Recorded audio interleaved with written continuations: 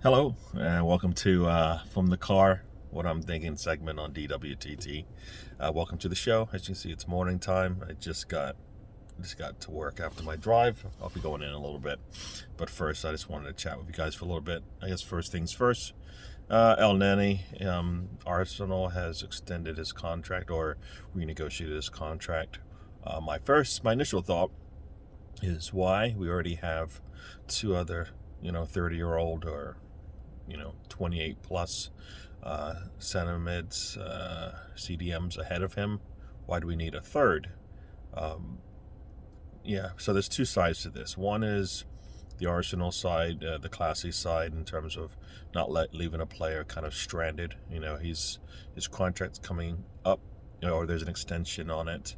Whether or not Arsenal was to pick it up, I guess is to be decided. I guess if they wouldn't pick it up if he's injured, it doesn't. I mean, it seems like wasted money almost, right? But he's stranded, right? He wouldn't be able to go to another club because nobody's going to pick him up.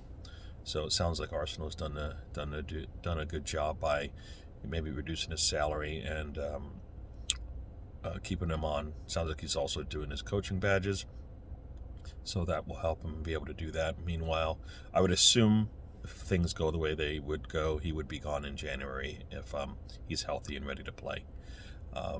But also last but not least, he is a Arsenal player. When I say that, I mean he's a team player. He's there for us. As you see, he's always smiling no matter what is going on. Keeps the temperature in a up.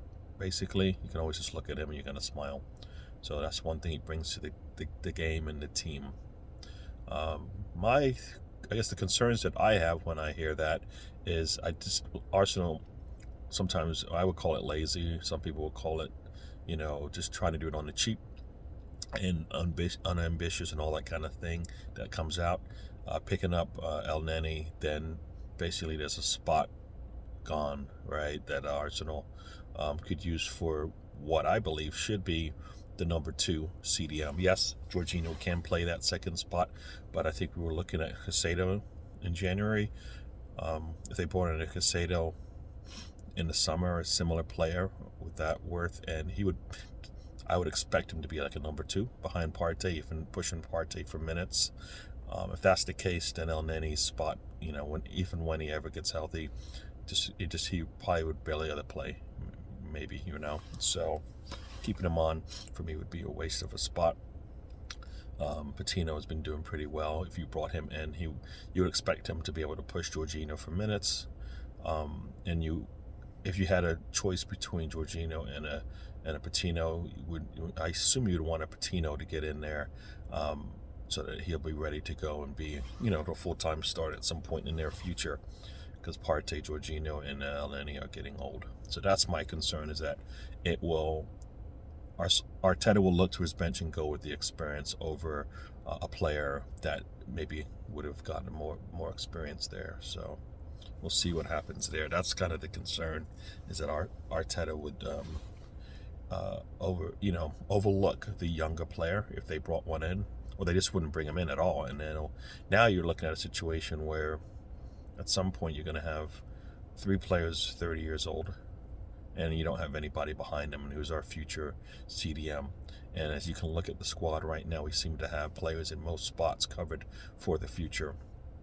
That's one spot we don't, right? We don't have a player behind Partey that we can see as the future in the age bracket that we want.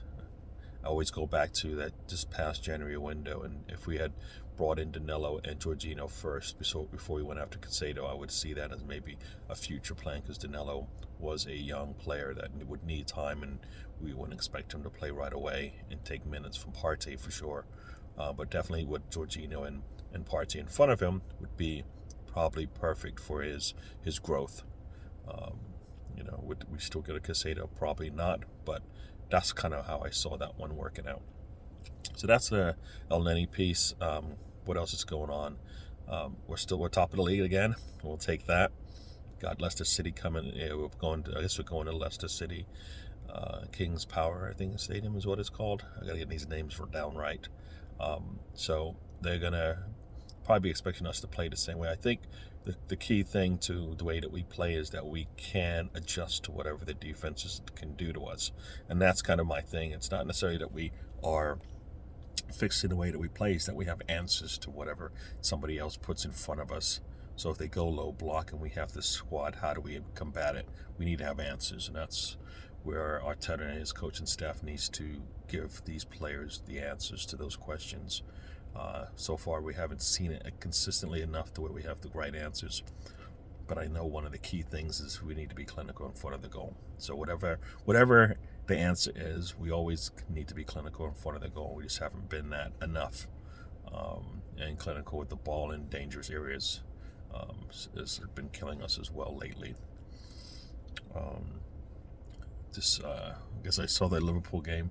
I think things are changing, right? Things are changing in the league. The teams that used to be at the top are struggling now to compete. Your Chelseas, your Liverpools are struggling. So this is probably this is the cycle. Everything's a cycle. Everything comes back around. So sometimes you're up, sometimes you're down. Looks like Liverpool is on that bottom, or on the way down, trying to get back up. And I think it's just going to take an injection of new players before that ever happens. So they're getting old, and when they need, I think one of the key things they need to do is fix that midfield, and they haven't done that. So problem for them. But anyways, I think. Oh, one last thing before I go. Here's my thoughts on the Declan Rice.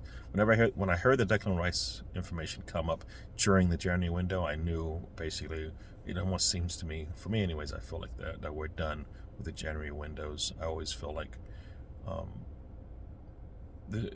we're talking here and people are bringing out numbers and all this stuff, and then when the summer window comes, nothing happens. Like, based on all the work that we're hearing is being done, you would expect that as soon as the season over, before Declan Rice goes on vacation, he's already said, you know what, yes, to Arsenal, and it's just a matter of getting his team to give up the money, right? West Ham. So we'll see what happens there. When we chat about a player, it barely seems to come to fruition. It never happens. So we'll see if this one happens. And I don't see Arsenal paying the 75 mil that it would take, just because they've been reluctant to do it so far. So what happens? So they can do it again. We'll see. Declan Rice, Casado would be nice pickups, and then maybe a wing player. But that's like 200 mil probably at the end of the day when you look at it. So we'll see what happens there. But I just kind of feel like there's a lot of fluff, and it's not actually going to happen.